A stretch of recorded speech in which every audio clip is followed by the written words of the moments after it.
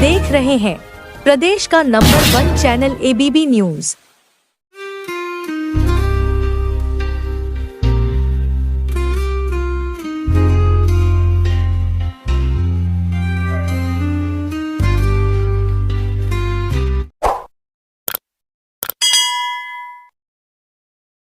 उसने आपके लिए 120 कॉल आपने की, आपका तबीयत खराब सो रहा है इंसान 120 के 220 भी फोन करे, जब सो रहा है साइलेंट करके सो रहा है।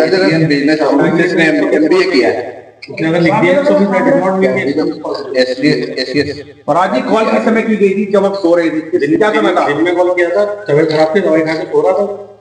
चलिए ठीक है, बताइए। बस एक मिनट रोकेगा जरा, एक हो गया। दोनों आरोपी की गिरफ्तारी हुई है, क्या कुछ मामला था और आखिर बात बिगड़ी तो कहाँ बिगड़ी जब पिछले 5 साल से संबंधित?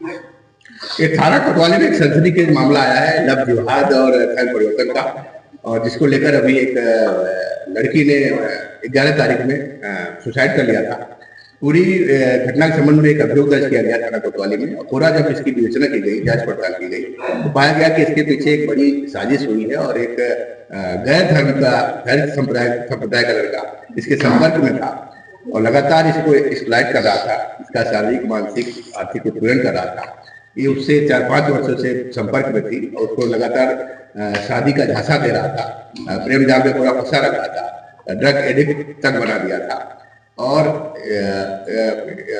जब भी कभी शादी की बात लड़की करती थी तो उसको जो है बार बार उसको टाल देता था।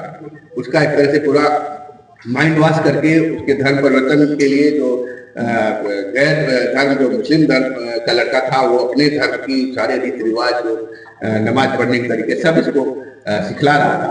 एक तरह से जो एक प्रक्रिया होती है धर्म परिवर्तन की, उसको न अपनाकर निकाह करना चाहता था। और जब लड़की बार बार शादी की बात करती थी तो वो उससे शादी न करके उसके परेशान करता था और केवल उससे उसका आर्थिक शोषण कर रहा था, शारीरिक शोषण कर रहा था। इससे परेशान होकर लड़की ने 11 तारीख को आत्महत्या कर ली। लड़की के पास से जब उसके मोबाइल के चैट का डिटेल देखा गया, वॉइस रिकॉर्डिंग देखी गई, इसके अलावा कुछ धार्मिक पुस्तकें मिली हैं, उसकी डायरी मिली है। सबके आधार पर पाया गया कि उस जो फराज नामक युवक है, उसके नाते ही, उसे परेशान होकर ही लड़की ने अपनी जीवन लीला समाप्त की थी और आत्महत्या कर दी। सर, घटना वाले दिन इसने 120 बार कॉल किया और एक वॉइस नोट भी दिया।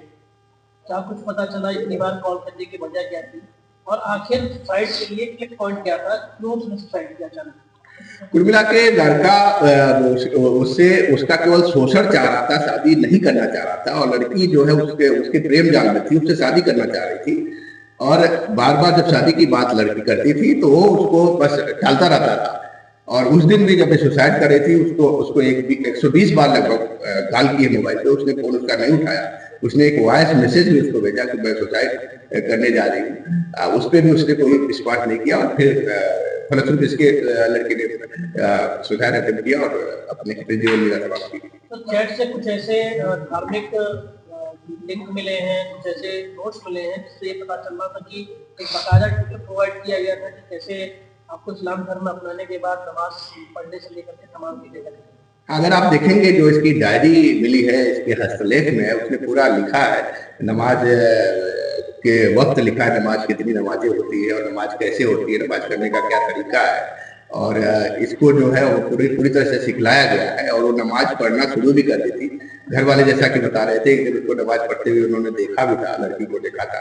पूरी तरह से वो इस्लाम धर्म के जो रीति रिवाज है उसको अपना लिया था। कुछ दिन पहले लड़की की एंगेजमेंट भी एक बड़े होटल में हुई थी, तो जाहिर सी बात है कुछ लोग की शामिल हुए, परिवार की क्या भूमिका है?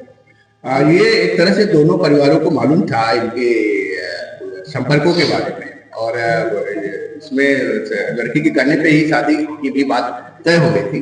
लेकिन लड़का जो है उससे कहता था कि मुझे दहेज के नाम पे उसको पैसे मांग रहा था, काफी पैसे मांग रहा था। पहले शादी के पहले मुझे इतने रुपए दे दो, उसके बाद हम शादी करेंगे। लगातार मतलब टालने की कोशिश करता रहता था और उस पर अन्य तरह के आरोप लड़की पे लगाने लगा था। कुल मिला किसी से परेशान होकर लड़की ने आत्महत्या कर ली। सर, लव जिहाद का एंगल को देखते हुए अभियुक्त के परिवार को भी क्या पुलिस देख रही है? एक तरह से देखा जाए तो ये जो लव जिहाद का मामला है, जो फराज नामक लड़का है, उसके घर वालों को पूरी चीजें पता थी और वो कहीं न कहीं से उनका समर्थन था उसको। निकाह कराने की बात जब उससे करता था तो उनका भी समर्थन था। तो बेचना के दौरान उनका भी देखा जा रहा है, उसमें उन पे भी कार्रवाई की जाए। लड़की से कितने पैसे पर ले चुका है? अभी तक देखा जाए तो इनका ट्रांजेक्शन देखा गया, स्टेटमेंट मंगाया गया, करीब 6.5 लाख के लगभग लड़की से विभिन्न समय में वो पैसा लिया है। कभी कहता था मैं कर्ज में डूबा हूँ, मैं घर का बहुत जिम्मेदार आदमी हूँ, मुझे तमाम जिम्मेदारी उठानी है, ये सब कहकर उससे लगातार पैसे लेता रहता। सर, क्या ड्यूरिंग इन्वेस्टिगेशन एक पता चला है कि लड़की प्रेग्नेंट थी? हाँ, ये भी विवेचना में पता लगा है। अभी उसके कुछ टेस्ट मिले हैं और कुछ मेडिको लीगल के जो पेपर्स मिले हैं जिसमें उसकी प्रेगनेंसी की भी बात है। लड़की की डेथ भी हुई है बीच में। शारीरिक संबंध कई बार उससे स्थापित किया है, ड्रग्स भी देता था, एक बंकी नामक ड्रग्स की भी बात आई है। तो प्रेगनेंट होने के बाद और एबॉर्शन के बाद भी विवेचना के दौरान आई। हो गया